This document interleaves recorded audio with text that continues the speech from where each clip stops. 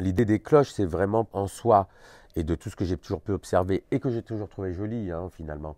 C'est ces choses un peu figées et c'est aussi, malgré tout, de l'enfermement. C'est aussi un endroit où on emprisonne comme ça un peu la beauté. Et finalement, l'idée pour moi, c'était en même temps d'accepter la séduction que ça représentait en tant que telle, parce que c'est séduisant.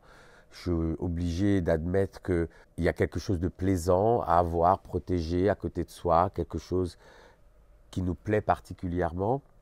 Et en même temps, eu égard à mon attachement pour la nature, pour les animaux et les oiseaux en particulier, qui représentent plus que tout la vie, le mouvement et la liberté, euh, il fallait trouver quelque chose qui fasse que ces cloches soient compréhensibles et acceptables.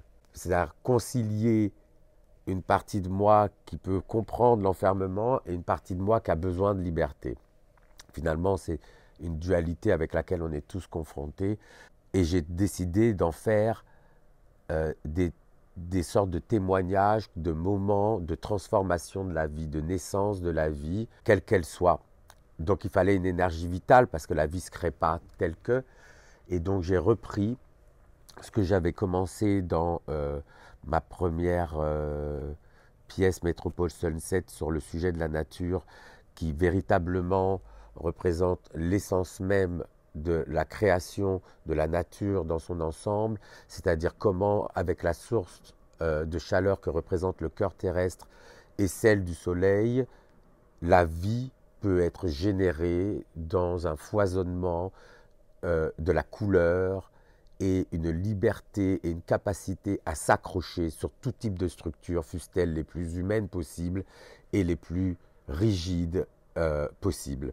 Donc j'ai décidé de garder l'élément fondateur de cette pièce Métropole Sunset, qui était finalement la partie la plus simple de l'œuvre, qui était le néon rouge. Rouge parce que c'est la couleur du gaz naturel de ce néon, et de l'emmener dans ces différentes cloches et d'en faire, comme un vivarium, une sorte de moment où la vie se crée, va se transformer avant de s'échapper. Donc ces cloches ne sont plus un espace clos, c'est un moment de passage. C'est véritablement comme une sorte de chance qu'on a de regarder un moment de création de la nature, même si c'est une nature imaginée. Ces visions que je propose, ce sont des visions esthétisantes pour capter, parce qu'il y a quelque chose de l'ordre de la séduction qui doit se produire. Donc je passe par cette séduction, c'est ce qui explique le rapport esthétique, ce n'est pas du design. Et ensuite, et c'est peut-être aussi pourquoi le néon a cette importance pour moi, c'est parce qu'il vient créer aussi des histoires de contradictions, de choses qui ne sont pas forcément attendues les unes avec les autres.